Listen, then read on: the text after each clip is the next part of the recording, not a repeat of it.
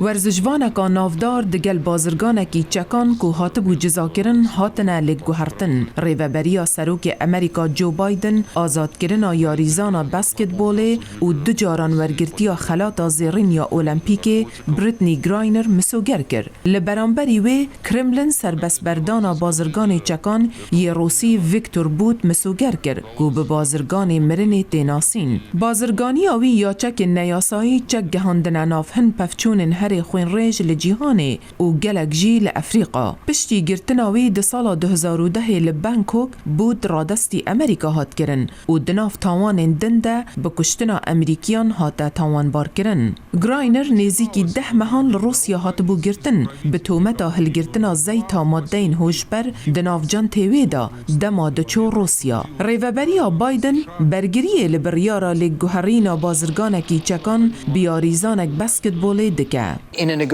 د دانستاندنان دا چه دست تحتیت دکی و انجام بدی و هر حول ددی و مجی او یکر او رکفتنه حفتیابوری به دست مکد گری بستک بوکو ریه بو و نها دم بو و مکاری به دست بخن و انجام بدن. رخنگرین به هفگوهرینا گرتیان آماجه بوان امریکیان دکن که جمیجه لروسیا به تومتا سختکاریان هاتنه گرتن و که اندام بری هزا دریایی امریکا پال ولن که ده زندانی ده. ده سال 2020 به تاوانا سیخوری جبو 16 سالان هات حکم کرن. کس اندانستاندن کرنه هیویدار بون که اوجی دگل گراینر بیتا بردان لیوسا چینه بو و رخنگر بیجن اوه مطرسی داره.